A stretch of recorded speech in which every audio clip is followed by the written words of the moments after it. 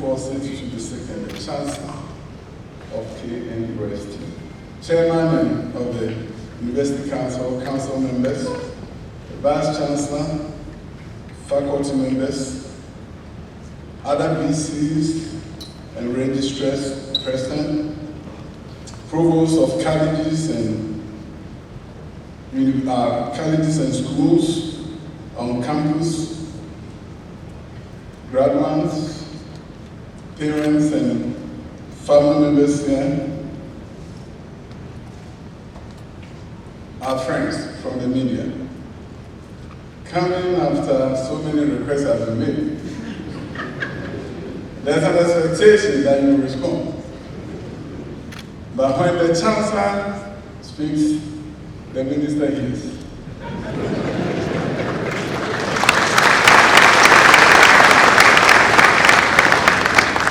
So the Chancellor has requested that we improve on the faculty-student ratio and ensure that we grant your request for clearance so that you can increase the faculty members.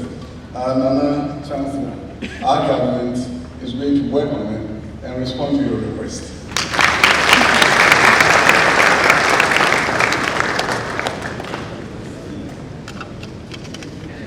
Nana Chancellor, it's an honor to be here at KNUST. Coming to KNUST is coming home. I am an alumnus of KNUST. I was at that hall, Republic Hall. Spent my formative years here. I was appointed as the Assistant Secretary of the Student Representative Council. That's where I learned about politics. And I also learned about service. It's part of the university's University Rationalization Committee. I was a student rep. Got an opportunity to interface with vice chancellors and registrars and look at how we could make the school better. So today, as I come here as the Minister for Education, I have fond memories of life at KNUST some years back. So beyond being the alumnus, I'm here as the Minister for Education. Comes with great responsibility. But I couldn't have been at any other place than KNUST, the Center for STEM and Innovation.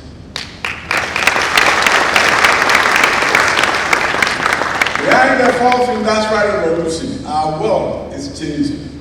It's estimated that 40% of all the jobs that we know may disappear or come out in a different form and shape in the next few years. Yes, over the years there have been doom and gloom when new technologies are invented. So people may want to also say, wish this away and say, yes, AI is coming, artificial intelligence is here, yet we will survive. Yes, collectively the world will survive. Old jobs will disappear. New jobs will come. Our primary preoccupation should be, are we going to gain some of the new jobs, or are we going to lose the jobs that we have and not create new jobs? The Vice President of the Republic has led a major digitalization drive. Many of our job functions have been digitalized. And that is the more reason why we also have to look at science, technology, engineering, and mathematics education and give emphasis to it. So the agenda of the government says you digitalize, but also have to make sure the digitalizing vehicles, the software, the app that is going to replace the job that you digitalize are created by Ghanaians. So as we digitalize and as we are equipped to develop new software, develop new apps to do the jobs that were being done by Ghanaians, then we are creating a society where the artificial intelligence, where digitalization will not create net loss of jobs for us.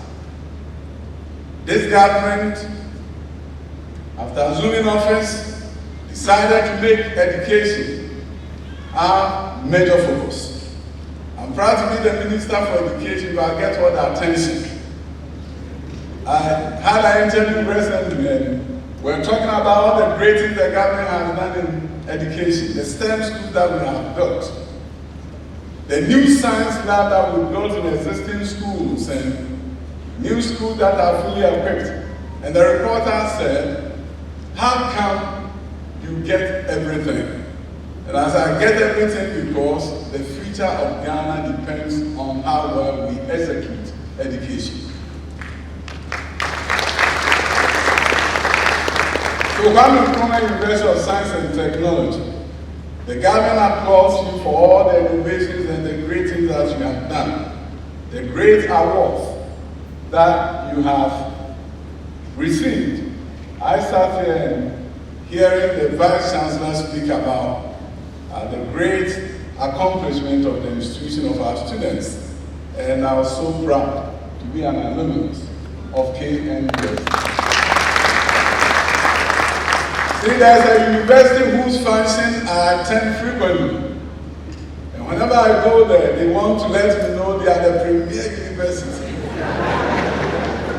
And they'll look me in the eye and say, we are the premier university. But I always tell them that I can't argue with you because my boss, the president, is a graduate of the university. But other than that, I will tell you that in the fourth industrial revolution, the premier university is the one focusing on science and technology. Great accomplishments. We have to build on it. Government will support you to build on it. We build the engineering facilities here, boosting the number of engineers that are being produced by this university. We also want to encourage the university to look at the female-male ratio in the engineering field. You know, Ghana has done something great, something uncommon in sub-Saharan Africa. We have attained gender parity in secondary education. See, before free senior high school, when you have 100 boys in secondary school, there were only 68 girls. Today, you have 100 boys, 100 girls. Parents are not being forced to make the decision as to whether the boy will go to school or the girl will go to school. Things are changing. New girls' STEM schools have been built. Now I want Kenya University to reach out to these schools and make sure the girls will come here in their numbers to pursue programs that are deemed male-dominated.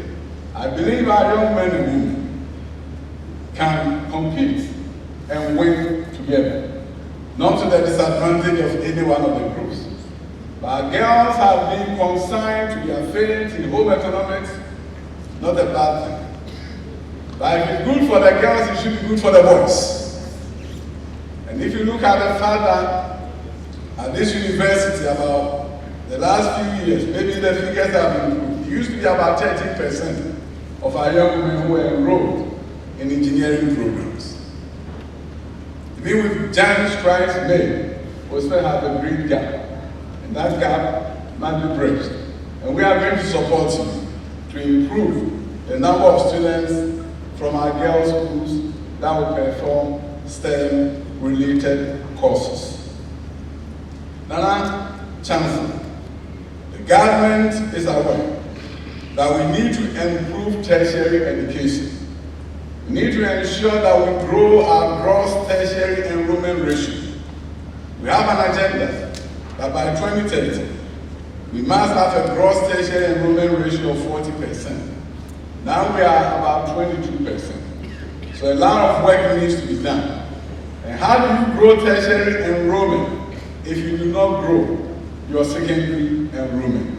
So free senior high school is not an agenda pursued in a vacuum. We are keenly aware that countries that have developed their fortunes have improved their gross tertiary enrollment ratio, and we have to do so in Ghana. We can wish to become developed if we do not improve the percentage of our youth who are securing tertiary education. But access is not enough. Getting tertiary education in large numbers is not enough. We have to make sure that the education they are pursuing is relevant to the needs of our country. We have to also make sure that the quality is perfect, and that with the skills acquired, they can move on to innovate ourselves out of poverty. As I recently said at the United Nations, Ghana, a great nation by all standards. If we continue to emphasize rote memorization, we will not be able to produce the graduates that will change the course of history of our nation. So we will not be able to memorize ourselves out of poverty, but we can innovate ourselves out of poverty. So the teaching and learning programs at this university must be the ones that involve the students, must be the one that is research and innovation driven, so that we can provide our nation with the relevant skills that we need to transform our fortunes. That chance that is the determination of government that by the end of the year, a number of tertiary institutions will have been opened. Madam Chancellor, the government is on track in creating the Mampong University. Also, our Kokra College of Education will be upgraded to become College of Arts, Science and Technology alongside 5 others throughout the country. The Akrodie University of Engineering and Applied Sciences is also on track. Opemsuo is also going to be a University of Engineering and Agricultural Sciences. Madam Chancellor, every effort will be made to ensure we improve tertiary education and ensure that we change the course of history of our nation. To you, the graduates, I want you to know that you hold the key to your future. The government will do its part, but you have to understand that there's something called 10,000-hour rule. People who have changed their fortunes and distinguished themselves, invested in themselves. Hear about Michael Jackson. Hear about certain individuals. Our own Najuma Nelson. Individuals who have done great things. They did not just wake up one day and they became famous. They invested in themselves. And according to Malcolm Gladwell, they spent 10,000 hours honing in on their skills and improving their skills, investing in themselves, and then they succeeded. We also don't have to forget what Joseph Campbell called the hero's journey. An individual waking up one day and having a vision, a dream that they want to be somebody distinguished. And then at a point they will say to themselves, no, I can do it. I'm just a common man, a common woman. I cannot be a distinguished fellow. Then one day, after rejecting the call to be a hero, they meet a mentor. That mentor guides them. That mentor molds them. And before they know, they are on the path to greatness. That path to greatness will meet some hindrances. But they will give up. They will work hard. And one day they become a hero. So research on Joseph Campbell's hero's journey. Begin to understand that your future is in your hands. You decide to become a successful individual, taking advantage of opportunities in the country. And that Chancellor, you advocated that we should engage in entrepreneurship and ensure that we can create jobs for ourselves and for our nation. I'm happy to announce that the Ministry of Education, we have established the Ghana Skills Development Fund. We give away free money, grants, to individuals who are setting up businesses. So go to the website of the Ghana Commission for TVET. Look at the various things that you can apply for free money to develop your business. That is our commitment to you from your own Ministry of Education.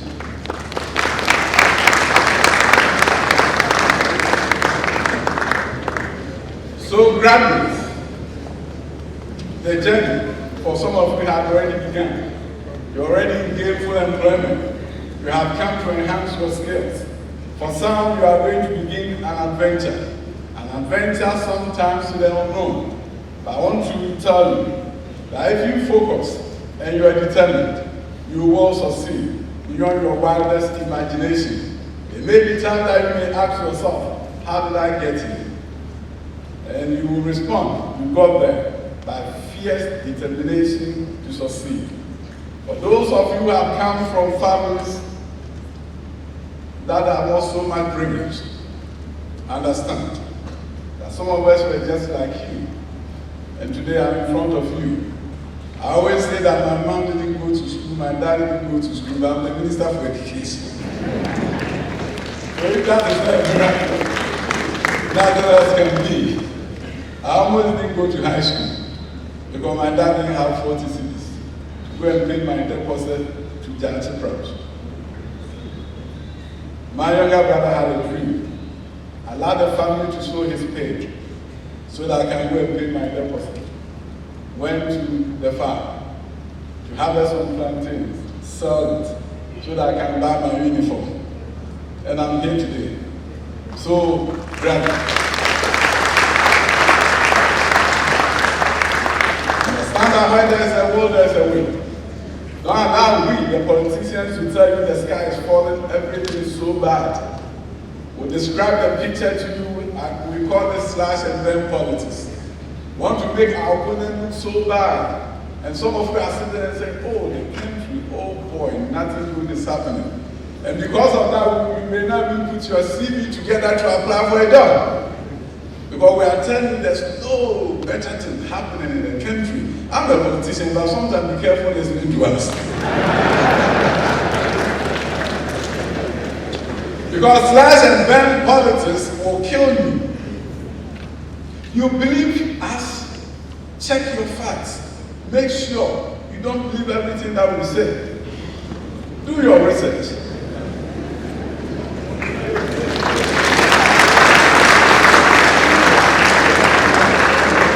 There are times when we may want to say anything to get elected. But you should be good political consumers. Check your facts before you believe what you say. I believe our nation cannot afford slash and burn politics. Let us share with you our vision and where we want to go. Vote based on that, and Ghana will be a better place for you.